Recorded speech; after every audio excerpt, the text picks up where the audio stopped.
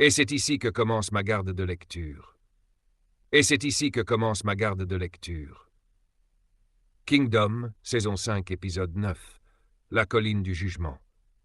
Les pas de billets résonnaient sur le sol poussiéreux, presque comme un écho dans le silence lourd de la plaine. L'air était chaud, une chaleur moite qui collait à la peau, un souffle lourd qui semblait appuyer sur les épaules de chaque soldat.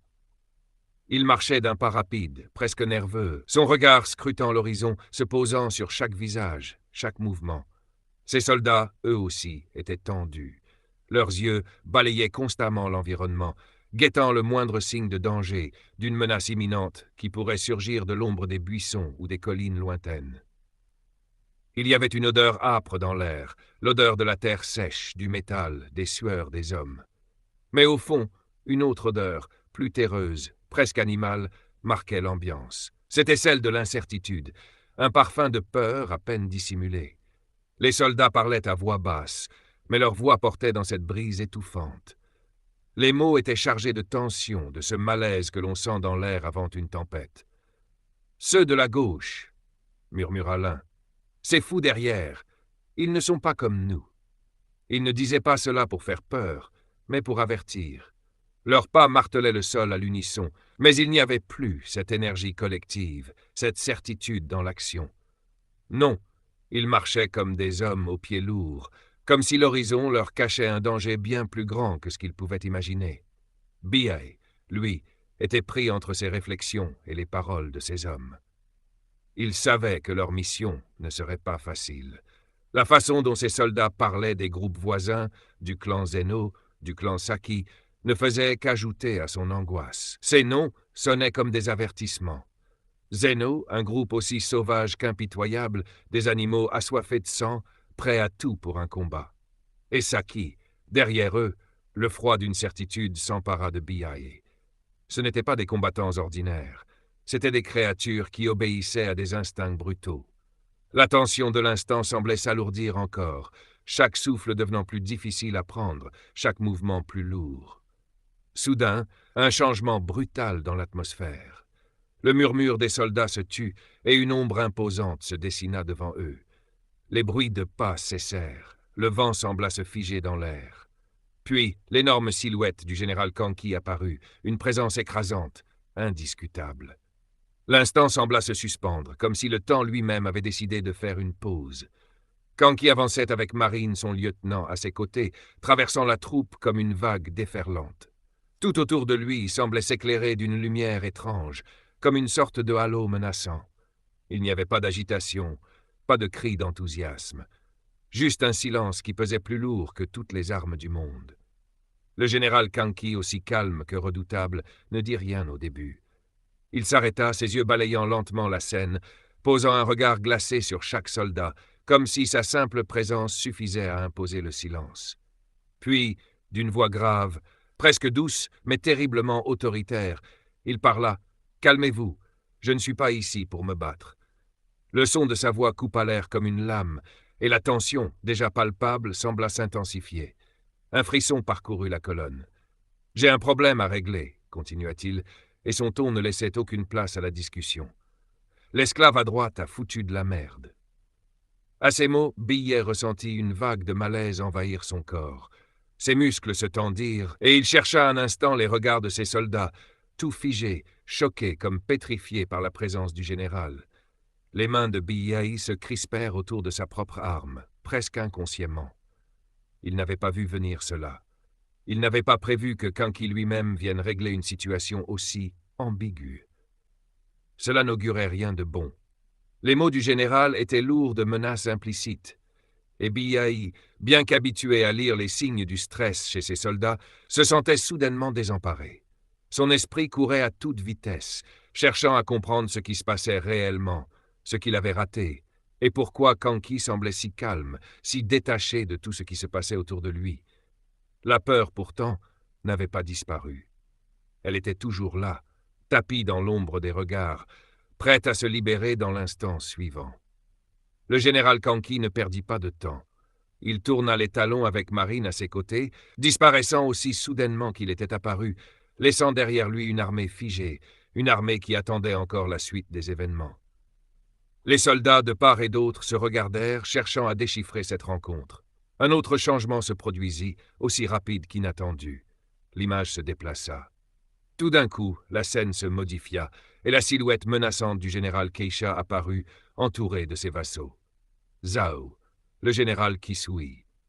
Ce n'était pas de l'angoisse qu'ils inspiraient, mais quelque chose de plus pernicieux. Leur sourire crispé trahissait une victoire déjà acquise, celle d'une manœuvre réalisée par Batei et Ryotu, des lieutenants impitoyables. Leurs yeux brillaient d'une lueur carnassière. Les murmures parmi les généraux ne cessaient pas. Cette manœuvre va permettre à Zhao de gagner la guerre. La conviction dans leur voix était implacable. Cette victoire, aussi inévitable que calculée, allait inverser les rapports de force. Les bruits de métal, les souffles lourds des soldats et l'odeur de la terre brûlée sous leurs pieds signalaient une bataille à venir. Une bataille qui, comme toutes celles qui précédaient, n'apportait que chaos et destruction. Les soldats du clan Zeno et du clan Saki n'étaient pas loin. Peut-être pas visibles, mais présents, tout autour, dans l'air, comme une menace constante. La guerre n'était plus une question d'armée contre armée. C'était devenu un combat pour la survie, une lutte pour ne pas sombrer dans la folie d'un monde en guerre. Bruit de sabots sur un sol humide, des branches fouettent le vide, le souffle des chevaux est court, pressant, murmurant inquiète. « Tu es sûr, boss? Tu es sûr ?» Silence de tension, juste le bruit du vent dans les arbres, puis une voix grave, posée. « Oui. » Un bruit de lame qui sort lentement de son fourreau, le crissement du métal frotte doucement l'air. « T'es qui, bordel? Tu sais à qui tu te frottes? Hors de mon chemin. » Un bruit sec, le choc d'une épée, un cri étouffé, puis le silence. Dans la pénombre de la forêt, là où les arbres étouffent la lumière, Kanki venait d'abattre un homme, un des siens, un soldat de Zeno. Il ne l'avait pas reconnu. Mais pire encore, il avait osé lui barrer la route. Des voix s'élèvent, furieuses, des cliquetis de lames. C'est lui. Il a tué Raki. Ce chien a tué Raki. Ne les tue pas, boss. C'est une erreur, ils t'ont pas reconnu. Mais Kanki ne répond pas. Il fend la forêt comme une lame dans la chair. Calme, précis. Les insultes pleuvent, mais lui ne bronche pas. Pas feutré. On entend son manteau claquer doucement. Une respiration saccadée. Et soudain, il s'arrête. Et là, sans que personne ne comprenne comment, il apparaît à gauche de Zeno, comme une ombre qui n'a jamais cessé de le suivre. Son lieutenant, lui, ne verra rien. Il s'écroule raide dans un bruit sourd. Zeno halète. Il sursaute légèrement, puis se retourne. Zeno, froid et légèrement ironique. Je vois que les choses sont toujours pareilles par ici. Kanki, un sourire dans la voix. J'ai du travail pour toi, Zeno. Un silence pesant, juste les feuilles qui bruissent. Zeno l'observe. Son regard est étrange, une ligne entre l'admiration et la peur, comme un souvenir ancien qui revient l'étrangler. Je vais avoir besoin de ta force pour retourner la situation. Bruit de tambour de guerre, on change de décor, un choc brutal. Des cris, des flèches sifflent, des passez, passez, allez-y. Mais cette fois, pas de Gandao, juste une épée simple, lourde, sale. Le genre d'arme qu'on sert quand on n'a plus le choix. C'est une autre embuscade. Bruit d'arcs qui se tendent, des flèches pleuvent, cris, panique, des pas s'embourbent dans la boue. On en a marre de ces embuscades, on ne tiendra pas comme ça. On devrait se retirer, on ne pourra pas passer. Shin, frustré. Mince, on s'est fait encore avoir. Face au piège rusé de l'ennemi, même Shin vacille. Ses coups ne perçent plus. L'air devient plus lourd que les armes, et les ombres, toujours, se referment. Des bruits d'éclats lointains, des tambours de guerre qui grondent comme un avertissement. L'air est lourd, saturé de la tension d'une bataille imminente. Le vent agite les branches, mais l'atmosphère reste oppressante, presque suspendue. Narrateur d'une voix grave et posée, presque un souffle. De plus, l'avant-garde de l'armée principale de Zhao avait commencé leur ascension vers la colline à une telle vitesse qu'ils étaient déjà à son sommet. Une avancée aussi rapide que surprenante, et bien que la topographie de la zone ne favorisait pas une telle précipitation, il semblait qu'aucun obstacle ne pouvait les arrêter. Le sol, couvert de mousse et de racines, se retrouvait foulé par des centaines de pieds qui martelaient le sol avec une intensité presque irréelle. Un bruit de cuir qui se froisse, des sabots de chevaux qui frappent le sol à un rythme imposé. Les respirations saccadées des soldats agitant les armures qui cliquaient dans une cadence de fer. Lieutenant Han, d'une voix pleine d'incertitude. « Vous dites que nous, la force principale, n'allons pas encore monter au sommet de la colline ?» Un murmure parmi les autres lieutenants de Keisha, leur voix s'élève avec une légère confusion, trahissant le doute qui s'installe dans l'esprit de chacun. Lieutenant 2, l'air pensif, presque médusé par la situation. Je vois. C'est lorsque notre armée se déploie sur la colline qu'elle devient la plus vulnérable. Attendre que l'avant-garde ait sécurisé la zone avant d'y aller. Ça ne nous coûtera pas trop de temps. Le bruit des pieds qui s'enfoncent dans la terre battue, les bruits d'une armée prête à avancer, mais retenue par une décision. Le son lourd des armures se frotte au silence. Lieutenant 3, un peu plus incisif, d'un ton presque accusateur. C'est vrai, mais l'ennemi ne peut rien faire pour le moment. Cet homme, Keisha, il est bien plus prudent que je ne l'avais imaginé. Un court silence, puis une respiration qui se fait plus profonde, comme une respiration pesante sous le poids d'une décision imminente. Keisha, avec une voix glaciale, tranchante comme une lame. Je ne fais pas ça par prudence. Tous les regards se tournent vers lui. Le vent semble s'intensifier, soufflant à travers les arbres, presque comme une réaction. Les lieutenants de Keisha, figés, attendent la suite, la réponse qui fera basculer leurs craintes. Ses yeux perçants balayent chaque visage, l'air aussi calculateur que celui d'un prédateur en chasse. Keisha, avec une attention presque morbide. Mais parce que je n'ai toujours pas senti la puanteur de Kenki. Un silence lourd s'abat sur le groupe. Une réaction murmurée traverse les lieutenants. Le murmure prend forme et se répand comme un poison parmi eux. Lieutenant 4, choqué, presque étouffé par les mots prononcés. La puanteur de Kenki, un bruit d'un frottement métallique, un claquement de dents, comme si la peur avait figé l'air autour de Keisha. Les généraux, tous aussi attentifs, regardent désormais autour d'eux, comme si les ombres elles-mêmes pouvaient leur donner une réponse.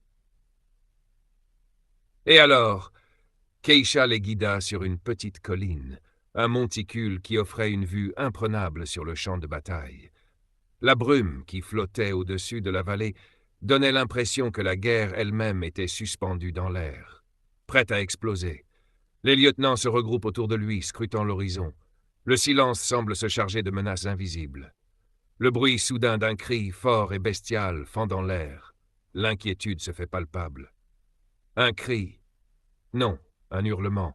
Un rugissement profond qui semblait venir du fond des âges, une chose inhumaine.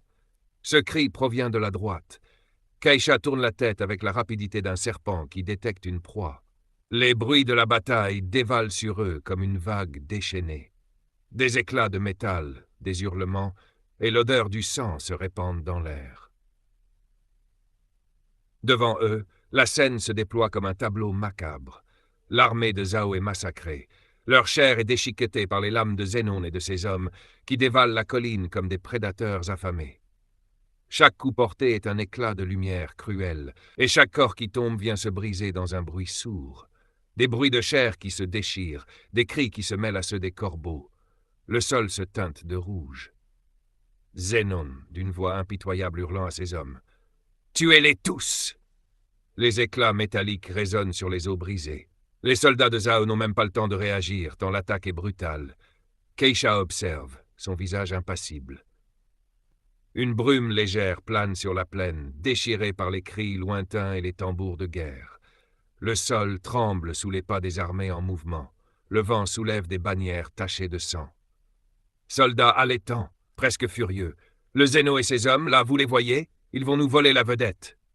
Il serre les dents. Ses yeux suivent les silhouettes massives qui chargent avec une rage brute. À côté de lui, Raido, impassible, observe le chaos. Raido, grave, un brin inquiet. Pourquoi le boss a-t-il décidé d'utiliser Zéno si tôt? Bruit de sabots, métal contre métal, la guerre fait rage. Au loin, des hurlements déchirent l'air. Narrateur voix off épique. Sur le champ de bataille de la plaine centrale, l'armée de Kanki affronte les forces de Zhao. Le ciel est voilé, le sol rougit, et au milieu de ce tumulte, une colline. Pas une simple colline, une forteresse naturelle. Dans un coin du champ, un groupe de soldats arrive en courant. Biei en tête, l'arme encore au fourreau, regarde autour. Essoufflé. Nos ordres, c'est de nous joindre au combat, pas vrai? Un autre soldat en courant à ses côtés. Ouais, le clan Zeno et Raido ont déjà engagé l'ennemi. On doit les rattraper et se battre avec eux, maintenant. Biei sortant son épée avec un claquement net. Alors dépêchons-nous. Il s'élance soudain, tout s'arrête net. Les regards se tournent vers la droite. Un silence bref, suspendu. Soldats, bouche ouverte. La colline, attendez. C'est ça, la colline centrale. Le vent souffle, dévoilant l'ampleur du relief. Ce n'est pas une colline. C'est un mur de terre et de roches, immense, infranchissable. Biais, après gigantesque. C'est plus une montagne qu'autre chose. Un vétéran, les yeux plissés. Ouais, c'est justement pour ça que c'est une mauvaise nouvelle. Quand j'étais bandit, j'en ai vu des montagnes. Mais si celle-là est fortifiée et devient un bastion, on ne pourra absolument rien faire. Aucun angle, aucune faille. Un moment de silence, puis il reprend, plus sombre. Le boss a compris. C'est pour ça qu'il n'a pas attendu. Il a envoyé Zeno, son Joker. On entend des cris encore plus intenses. Des hommes hurlent. Voix en arrière-plan. Regardez Zeno, ils attaquent par le flanc. Un rugissement monte. Des silhouettes féroces, masquées, surgissent dans une danse brutale de haches et de cris. Biei, fasciné, presque terrifié. Il fait tout ce qu'il peut pour empêcher Zhao de capturer cette colline.